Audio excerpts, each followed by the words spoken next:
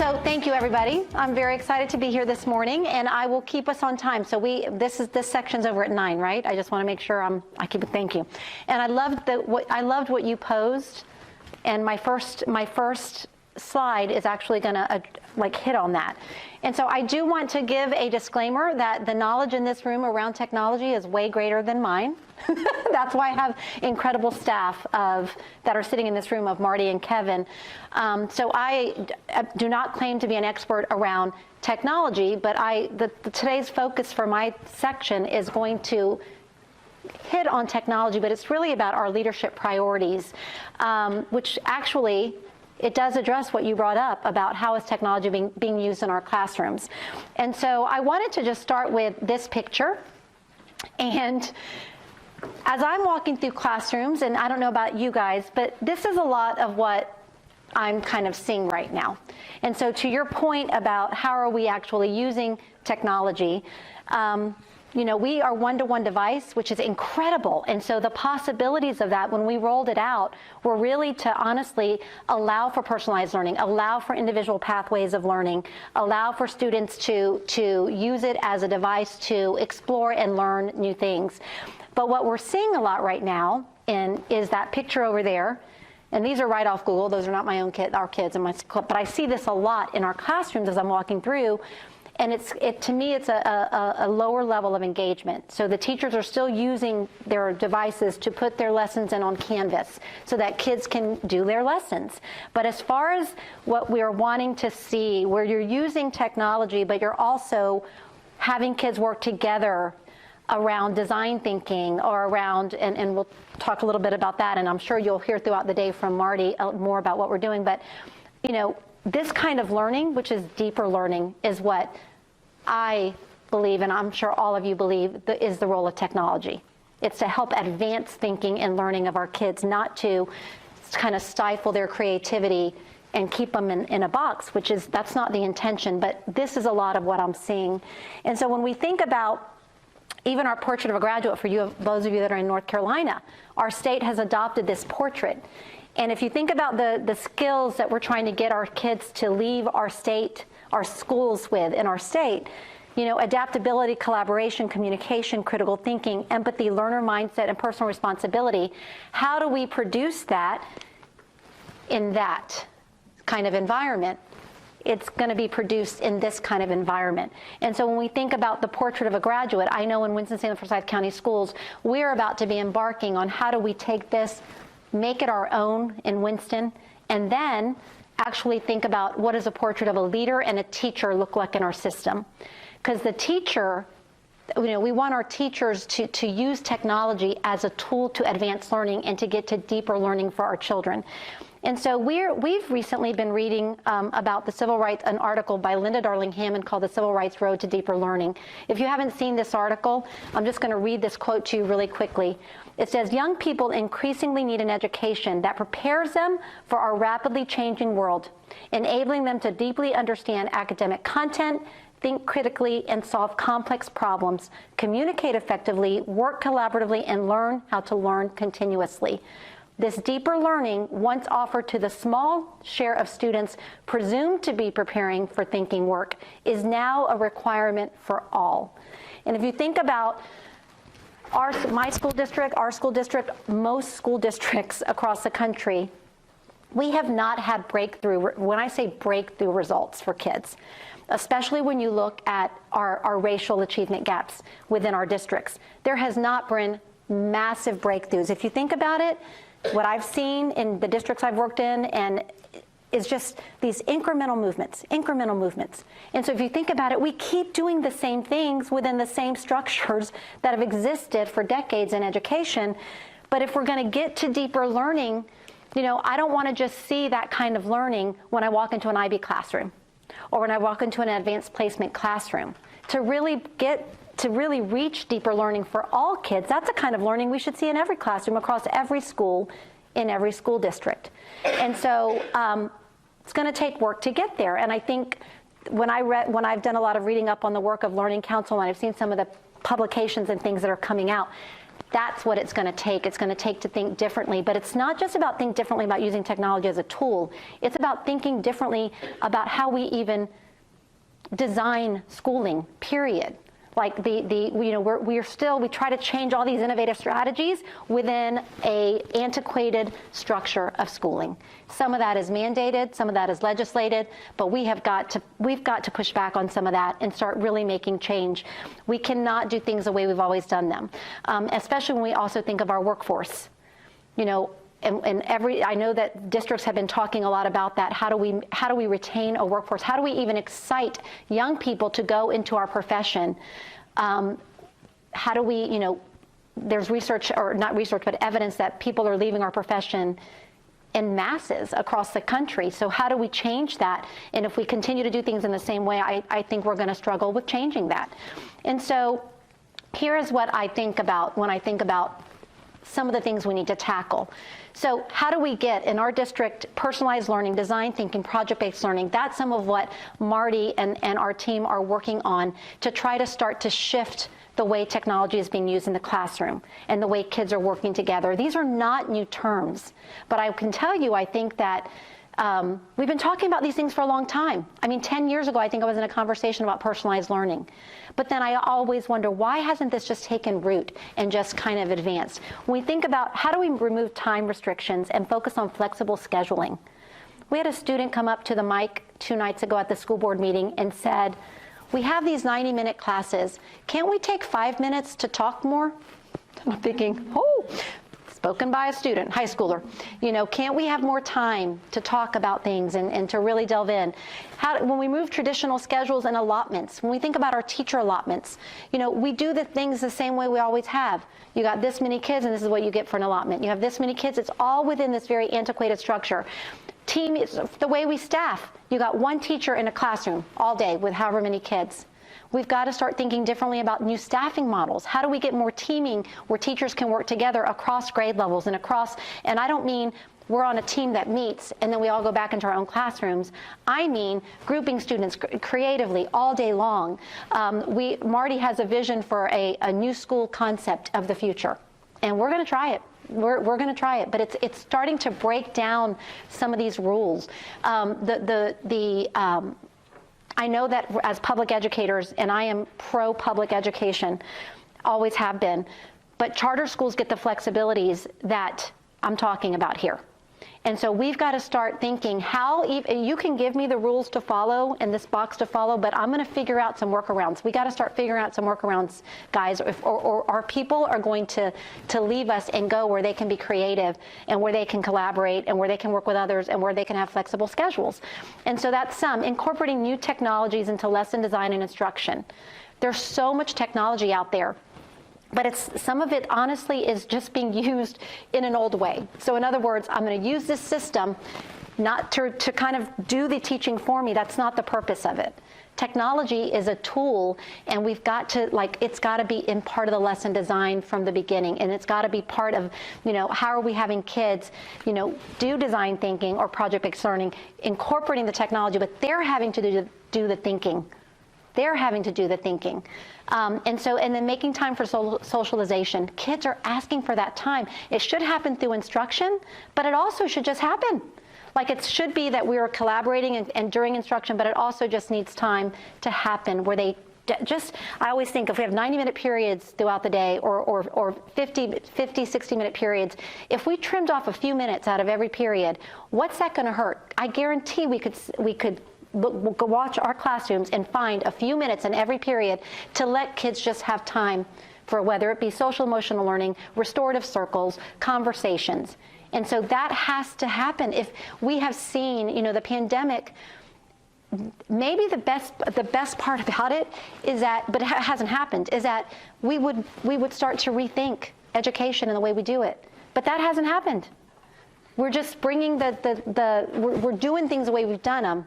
But now we've got more devices in the hands of our kids. And I'm hearing this across the country, but this is the perfect time to start to make change. And then providing more time for collaboration to do the kind of learning that's going to get to deeper learning in our classrooms. And I recommend that you read the article, the Civil Rights Road to Deeper Learning, because it gives you, here's classroom A and classroom B. Here's lesson A and lesson B. It talks about what you would see in classrooms where deeper learning is really happening. And the work is being done by the students. The thinking is being done by the students when you have deeper learning. And the technology is a tool for reaching that. So then what does this mean then for leadership? Because all of you are in leadership roles, whether, I know we have some folks that are kind of in consultant roles, but those that are in district leadership roles, like what do we need then to get to this point? Because it cannot be the same old way we've been leading in this era. So I've done a lot of reading lately on what do we need in 2023 and beyond from leaders. And so I wanted to spend the last few minutes, 10 minutes talking about that. So take a minute and read this slide if you can see it.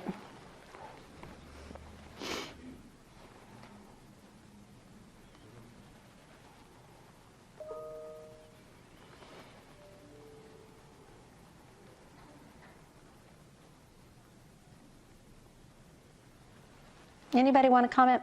What do you think about that?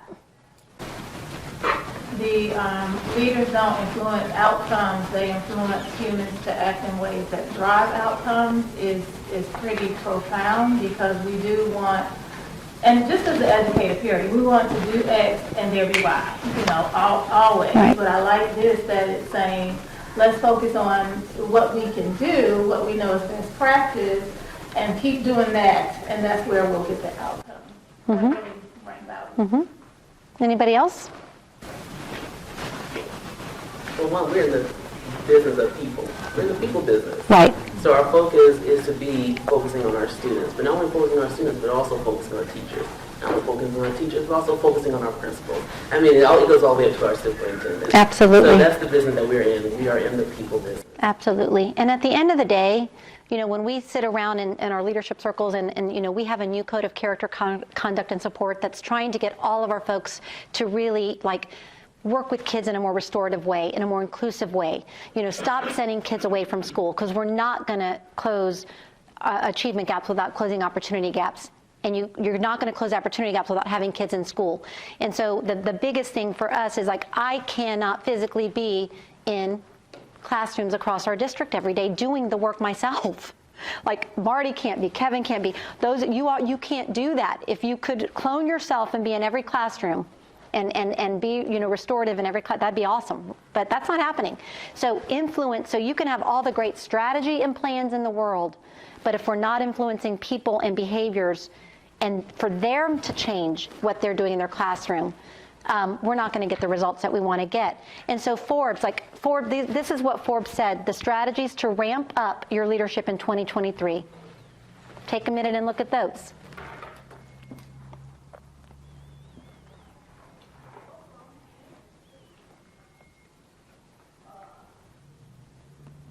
Psychological safety, ensure gratitude.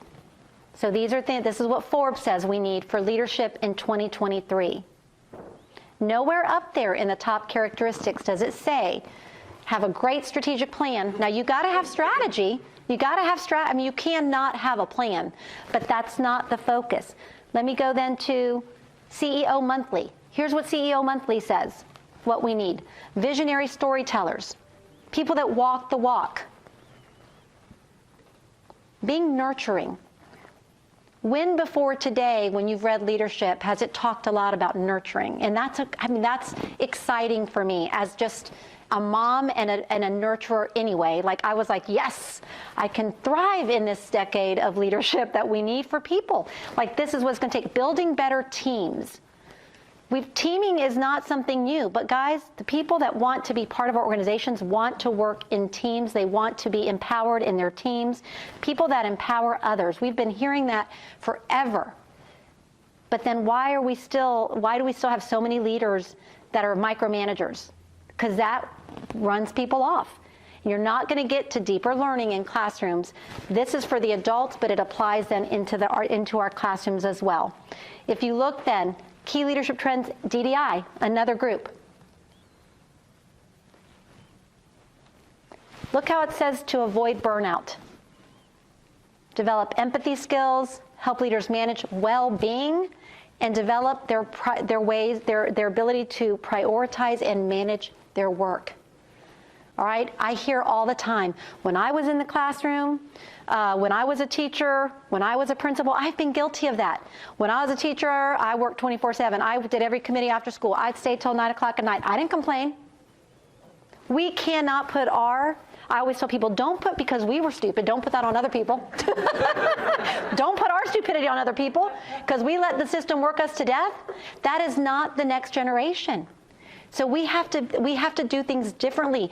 Gone is the day. This is not the next generation of teachers that are going to come across our paths. And if we tell them, come work in our system, you will have no work-life balance. We expect you to drive the bus after school to the practices. We expect you to do your, have your lesson plans. Oh, share lesson plans? No. Do your own. Oh, by the way, don't forget, turn them in every week because I'm going to check them. Oh, number two, I'm sorry, guys. That is not getting us the results we want. All the things that we've done in the last 10 to 20 years, when we think about what we've done in education and the reform efforts, they have put more scrutiny on teachers. Tell me the results we've gotten as a result. Tell me. We haven't gotten breakthrough results because we changed our evaluation systems of teachers. My district I was in, 7th largest district in the country in Hillsborough in Tampa, that's where I spent 30 years of my career. We thought, oh, this was going to be the best thing, empowering effective teachers through a different evaluation system. It did not make the change. Did not make the changes. It's time to think differently. How do we, and here is my last thing, and this is my favorite book. My team will be like, this is what we are. This is the future of Winston-Salem Forsyth County Schools. How do we lead through trust and inspire leadership? This is the difference. Moving from commitment to compliance, moving from compliance to commitment. Getting away from everything needs to be compliance. You don't evaluate people to greater performance. You coach them there. You set clear expectations and you support them to get there. Transformational leadership versus transactional. Effectiveness versus efficiency. I love the growth from a growth mindset, from a fixed mindset to a growth mindset. I love this part too. Release and unleash versus control and contain. We're not, that top-down, do as I say kind of leadership does not work. And it not that it ever really did, but it definitely doesn't work in today's era. And this is evidenced. Follow all the leadership gurus on Twitter. You will see this is the way that we need to move. Inspiration versus motivation. What do you think when you think of inspiration versus motivation? What do you think the difference? Why are the Coveys in this book saying, don't focus on motivation, focus on inspiration? What's the difference, do you think? Or why would they say that? Inspire within. Yes, inspire within. So motivation means you're having to do something to get me excited, but inspiration is I am inspired to do this. And that's what we have to be doing as leaders in 2023 and beyond. So, and here's the last but not least. Being equity-centered is a non-negotiable for leadership in 2023. And here's what it means. We are regularly diagnosing and assessing equity within the culture, policies, programs, practice, and process within our schools, committed to the goal of achieving high levels of performance for all students, regardless of race or other demographic characteristics, and we work tirelessly to eliminate any barriers to achieving those outcomes. If you walk into a classroom of a school or a classroom of students that are academically gifted, and you walk into a classroom of students that have an IEP for learning disabilities, you should see the same level of rigor. You should see the same level of deeper learning with that engaging hands-on instruction with technology being used as a tool. We should not see differences, yet I walk through classrooms weekly and I see differences. When I go to an IB school, classroom in an IB school, it should not look different than when I walk into a regular ELA classroom or biology classroom at a non-IB school. Yet, that's what happens. The resources shouldn't look different. All of our students should have the access to rigor, to high quality resources. And so here's the closing question then, as we think about today, as you go throughout today. How do we break through our antiquated system structures and practices to get to a place of deeper learning for all students? And keeping in mind that technology is a tool for doing that.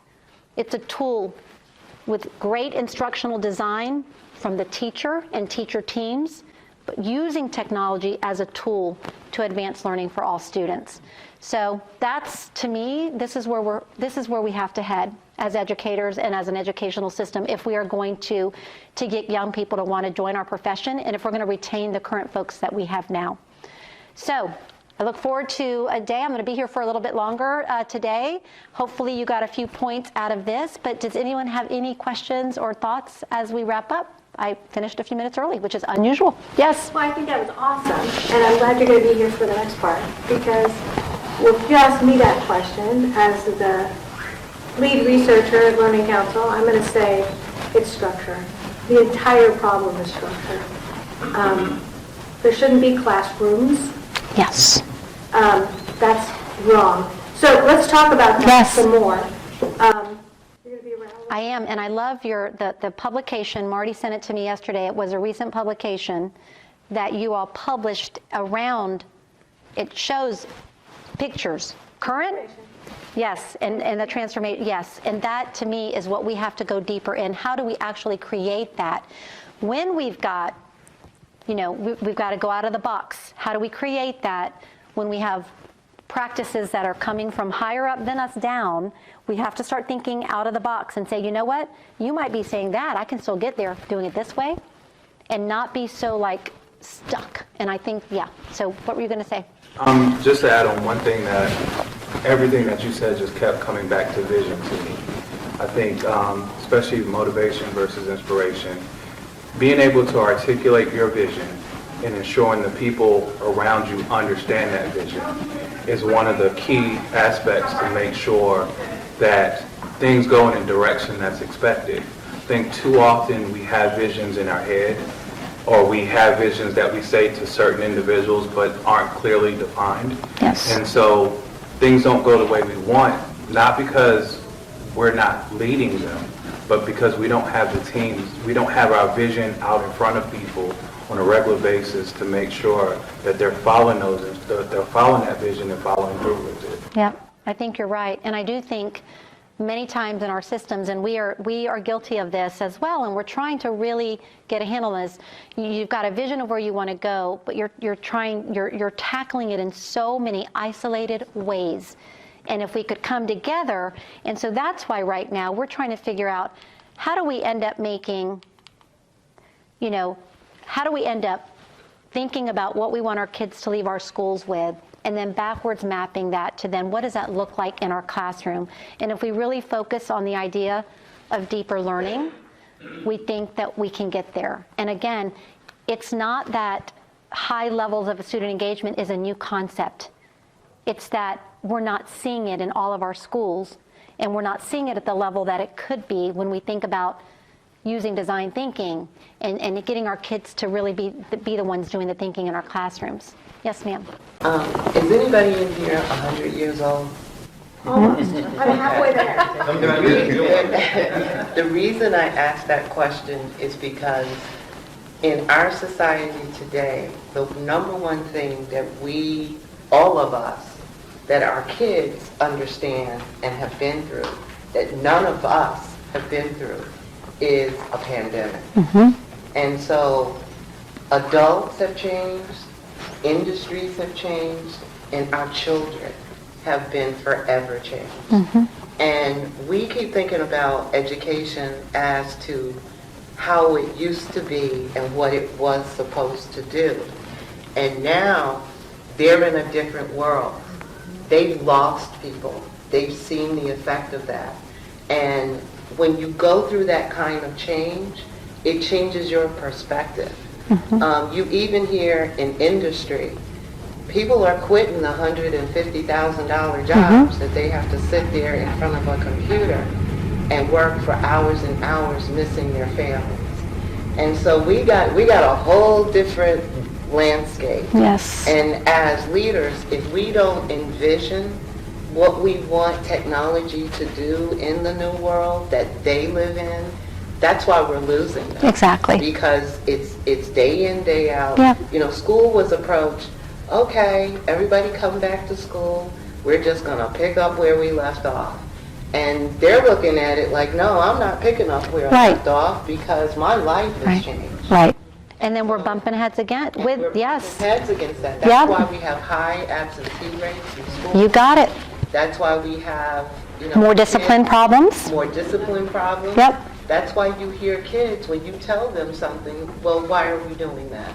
Yes. Why is that important to me? Yes. And so if you yes. don't harness what that difference is and how to make a Yes. change, so school becomes that place that they want to come, Yep. they're not coming back because they can go to YouTube and they can look on there and they can figure out how they need to do what they need to do. Amen. That was a perfect ending to the first 30 minutes of this day. That sets the stage for the day. So, Thank you so yeah, much. thank you. Sorry.